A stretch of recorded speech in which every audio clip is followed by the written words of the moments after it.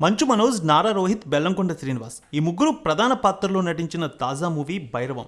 దాదాపు 8 సంవత్సరాల తర్వాత మరోసారి మనోజ్ ఈ సినిమాతో స్ట్రాంగ్ కంబ్యాక్ ఇవ్వడానికి సిద్ధమవుతున్నాడు.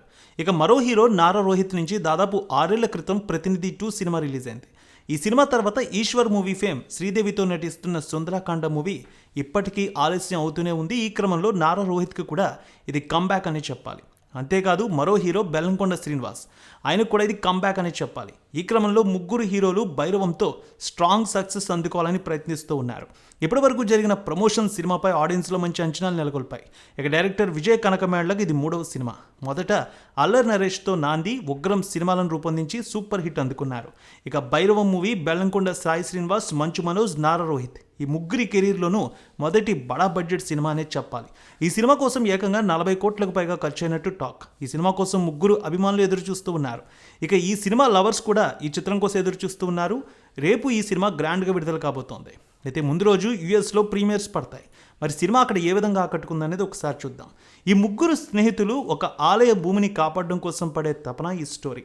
ఆలయ భూములు కాపాడడం కోసం ఎవరైతే వాటిని కాజేయాలని చూశారో వారికి సరైన గుణపాఠం చెప్తారు ఈ ముగ్గురు. అయితే దీనిలో ఎన్నో ట్విస్ట్లు ఉంటాయి. అంతేకాకుండా దేవుడితో చెలగాటలాడకూడదనే థీమ్ అయితే అద్భుతంగా చూపించారు. 2 గంటల 35 నిమిషాల రన్ టైం ఈ సినిమా. ఈ ముగ్గురు ఎలా ఈ భూములు కాపాడారనేది వెండి తెరపై చూడాల్సిన స్టోరీ. గరుడాన్ మూవీలోని మూల కథను తీసుకుని దాన్ని తెలుగు నేటివిటీకి తగ్గట్టు మార్చి ఎమోషన్స్ను జోడించి తెరకెక్కించారు. చాలా మార్పులే చేశారు ఈ సినిమాకి సంబంధించి.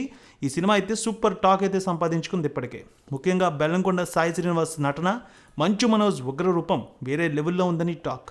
ఇక మనోజ్కి మంచి కంబ్యాక్ అవుతోందట. నారా రోహిత్ తన కెరీర్లో భిన్నమైన పాత్రలో కనిపించారు.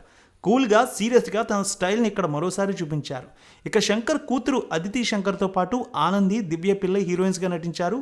ఫస్ట్ హాఫ్ కంటే సెకండ్ హాఫ్ సినిమాకి మరింత ప్లస్ అయిందంటున్నారు. ఇక ఇంటర్వెల్ బ్లాక్కి ముందు వచ్చే ఫైట్ సన్నివేశం సినిమాకి కీలకం. సెకండ్ హాఫ్ ఎక్కడ కూడా బోర్ కొట్టకుండా డైరెక్టర్ విజయ్ మంచి గ్రిప్పింగ్ స్క్రీన్ ప్లేతో నడిపించారట.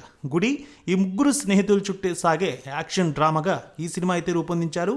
ఇప్పటికీ ఈ సినిమాకి సూపర్ టాక్ అయితే అక్కడ వచ్చింది. రేపు 2 తెలుగు రాష్ట్రాల్లో ఈ సినిమా గ్రాండ్గా విడుదల కాబోతోంది. భైరవం సినిమా మంచి పాజిటివ్ టాక్ సంపాదించుకుంది. ఇక ఓవర్సీస్లో ఇప్పటికే 1,20,00,000 వరకు వసూళ్లు వచ్చినట్టు తెలుస్తోంది. ఇప్పటికే ప్రీమియర్స్ పడిన తర్వాత వస్తున్నటువంటి టాక్ ప్రకారం మొత్తానికి ఈ సినిమాకైతే ఓవర్సీస్లో మంచి టాక్ వచ్చింది. 2 తెలుగు రాష్ట్రాల్లో రేపు గ్రాండ్గా విడుదల కాబోతోంది.